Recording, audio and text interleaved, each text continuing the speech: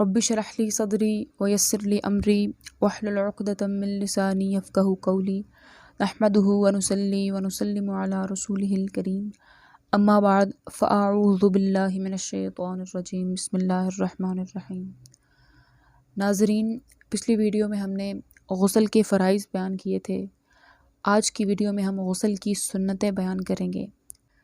चुनाचे पहली सुन्नत ये है कि गुस्ल की नियत की जाए और नियत करने के बाद दोनों हाथों को कोहनियों तक 3 मरतबा धोया जाए और इसके बाद इस्तिंजा किया जाए और चौथे नंबर पर बदन पर जहाँ कहीं नजासत हो उसको दूर किया जाए।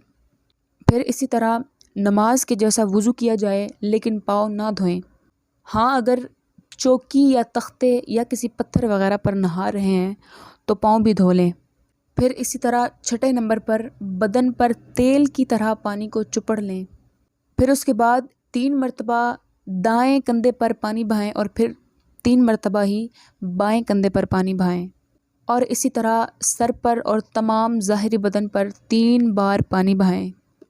नाज़रीन, 10वें नंबर पर जब गुस्ल कर लिया जाए तो उसके बाद जाए गुस्ल यानी गुस्ल की जगह से अलग हो जाएं और उसके बाद अगर वज़ू करने में पाँव नहीं धोए थे तो अब धो लिए जाएं और इस चीज़ का ख्याल रखा जाए कि नहाने में किबला रुख ना हो और फिर तमाम ज़ाहिरी बदन पर हाथ फेरें और मलें। नाज़रीन, ऐसी जगह नहाएं कि कोई ना देखे और अगर ये ना हो सके तो नाफ से घुटने तक के अज़ा का सितर करना ज़रूरी भी है और सुन्नत भी है। और अगर इतना भी मुमकिन ना हो तो तयम्मुम करें, मगर ये एहतमाल भी बहुत बईद है और इस चीज़ का भी ख़ास ख्याल रहे कि इस दौरानिए में किसी किस्म का कलाम ना किया जाए और ना ही कोई दुआ पढ़ी जाए। और नहाने के बाद या गुस्ल करने के बाद आप अपने बदन को अगर किसी साफ़ कपड़े से पोंछ लें तो उसमें कोई हर्ज नहीं है।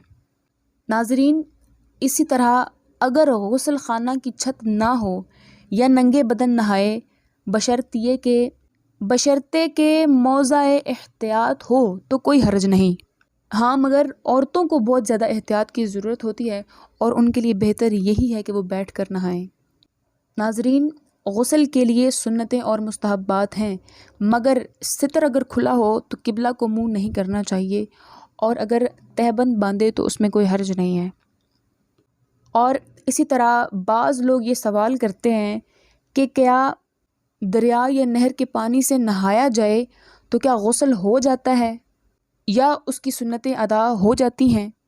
तो अगर दरिया या नहर के पानी का शुमार बहते पानी में होता है, यानी दरिया या नहर का पानी ठहरा हुआ नहीं है, बहते पानी में उसका शुमार होता है, तो उसमें थोड़ी ही देर रुकने से 3 बार धोने और तरतीब और वज़ू ये सब सुन्नतें अदा हो जाएंगी। इसकी भी ज़रूरत नहीं कि आज़ा को 3 बार हरकत दी जाए और तालाब वग़ैरह या दरिया या नहर के ठहरे पानी में नहाया है तो आज़ा को 3 बार हरकत देने या जगह बदलने से तसलीफ़ यानी 3 बार धोने की सुन्नत अदा हो जाएगी। और अगर इसी तरह बारिश में खड़ा हो गया तो ये बहते पानी में खड़े होने के हुक्म में ही आता है। और इसके अलावा अगर बहते पानी में वज़ू किया और वहीं थोड़ी देर उसी में उज़्व को रहने देना और ठहरे पानी में हरकत देना उज़्व को, ये सब 3 बार धोने के कायम मकाम है। नाज़रीन, सब के लिए गुस्ल या वज़ू में पानी की एक मिक़दार मुअय्यन नहीं होती कि जिस तरह अवाम में मशहूर है, महज़ बातिल है। एक लंबा चौड़ा, दूसरा दुबला पतला, एक के तमाम आज़ा पर बाल, दूसरे का बदन साफ़ है, एक की घनी दाढ़ी है और दूसरा बेरीश है, और एक के सर पर बड़े बड़े बाल और दूसरे का सर मुंडा हुआ है। वअला हाज़ल क़ियास, इन सब के लिए एक मिक़दार कैसे मुमकिन है। नाज़रीन, क्या औरत हमाम में जा सकती है या उसको जाना चाहिए? तो इस हवाले से औरत को हमाम में जाना मकरूह है और मर्द हमाम में जा सकता है, मगर सितर का लिहाज ज़रूरी है और मर्द का लोगों के सामने सितर खोल कर नहाना हराम है। انشاءاللہ عز و جل نیکسٹ ویڈیو کے ساتھ حاضر ہوتے ہیں۔ وآخر دعوانا الحمد للہ رب العالمین۔